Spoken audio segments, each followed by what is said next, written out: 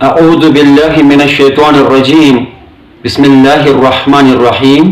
السلام علیکم ناظرین کرام، قرآنی چینل تعلم القرآن کی جانب سے آپ سے مخاطب ہوں۔ ناظرین کرام، گزشتہ دنوں حروف مستعلیہ کے بارے میں ہم نے پڑھا تھا۔ اب انشاءاللہ تعالی حروف شبہ مستعلیہ کے بارے میں پڑھیں گے۔ اما اپنی کلاس کا باقاعدہ آغاز کرنے سے قبل میں عرض کرنا چاہوں گا نوجوان نسل سے بالعموم اور والدین محترمین سے بالخصوص کہ آپ اپنوں کو، اپنی اولادوں کو قرآنی تعلیم ضرور دیا کریں۔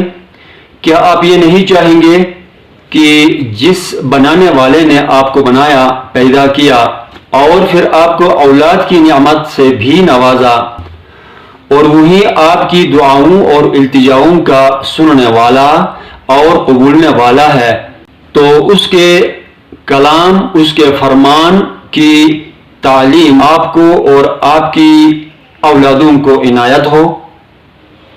کیا آپ نہیں چاہیں گے کہ اپنے خالق و مالک کے فرمان کو آپ اور آپ کی نسل بے آسانی پڑھ اور سمجھ سکے؟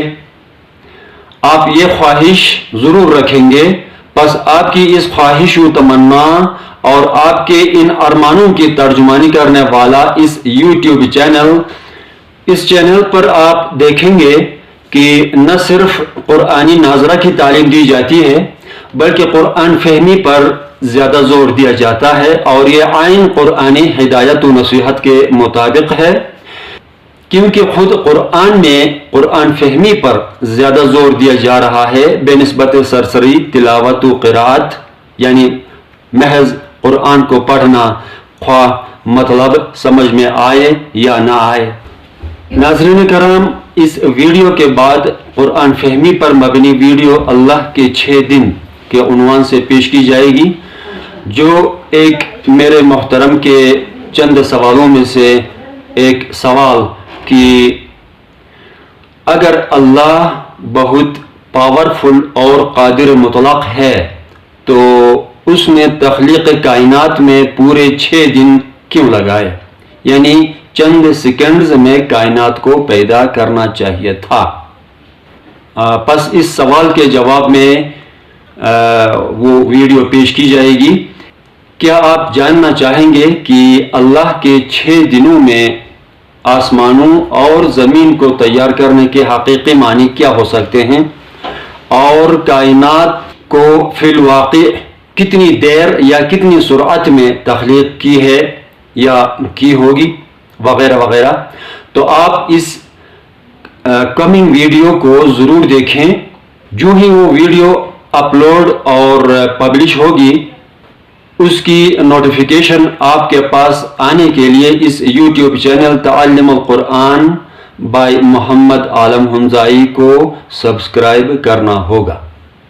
پس شائقین و عاشقین قرآن، آج ہم حروف شبہ مستعلیہ کے بارے میں پڑھیں گے۔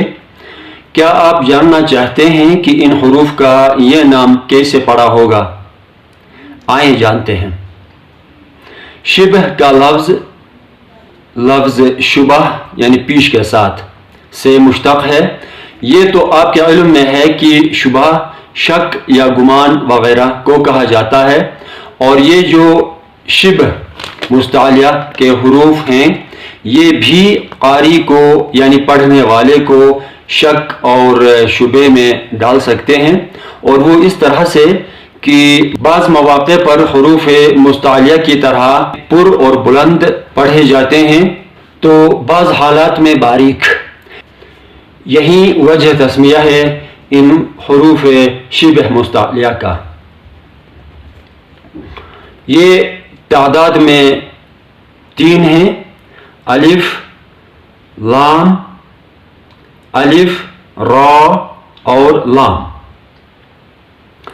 اب انہیں پڑھنے کا قاعدہ سیکھ لیں مثالوں کے ساتھ۔ حرف الف کو کب پر پڑھا جائے گا بھلا؟ جب ان 7 حروف مستعلیہ جن کو ہم نے سابقہ ویڈیو میں پڑھا ہے ان میں سے کسی کے فوراً بعد بطور الف مدہ آئے تو اس الف کی آواز بھی حروف مستعلیہ کی وجہ سے پر بلند اور موٹی پڑھی جائے گی۔ مثال دیکھیے،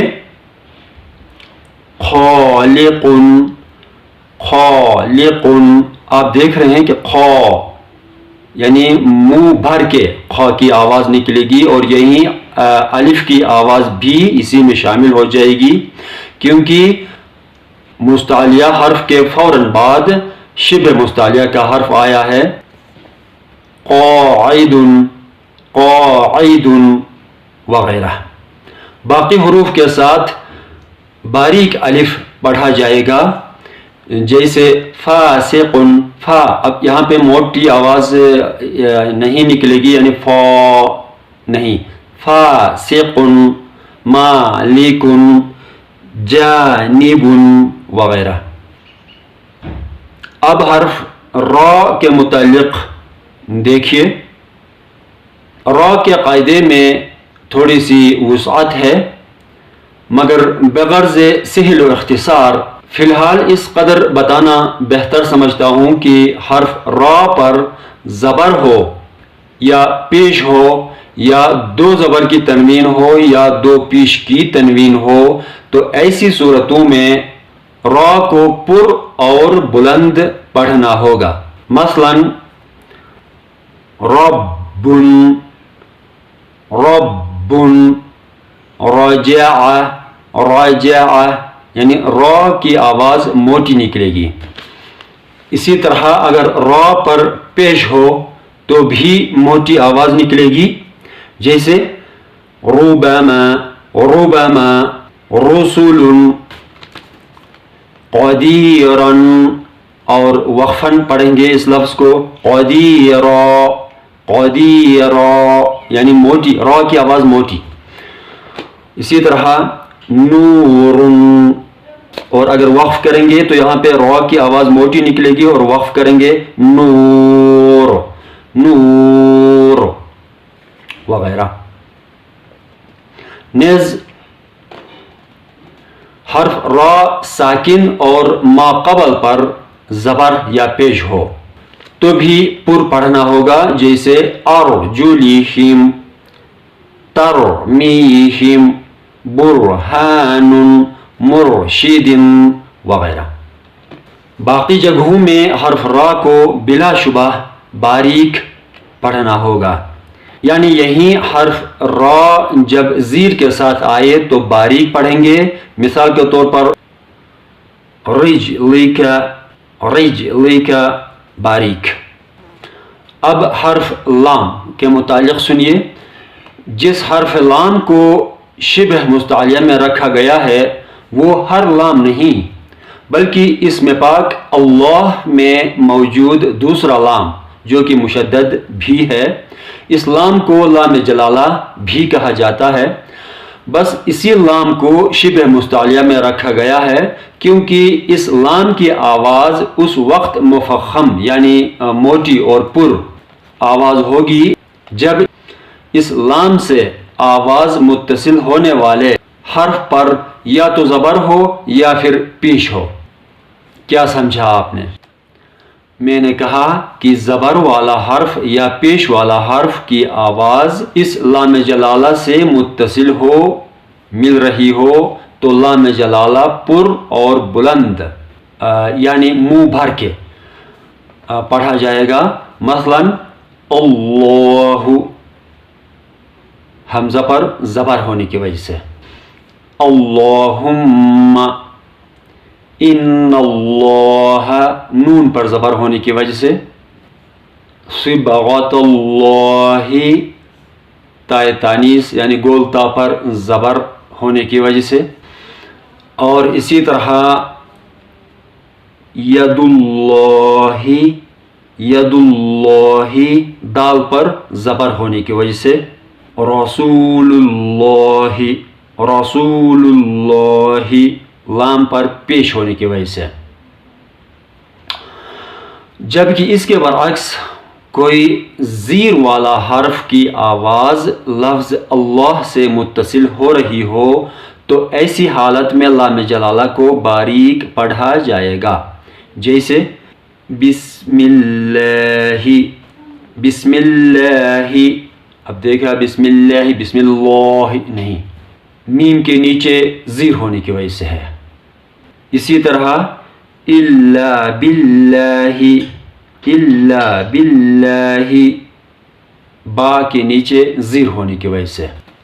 تو ناظرین کرام، اگر اللہ رب العالمین نے زندگی عنایت فرمائی تو مستقبل میں قرآن فہمی کے ضمن میں کئی ایک ویڈیوز آپ کو دیکھنے کو ملیں گی انشاءاللہ تعالی.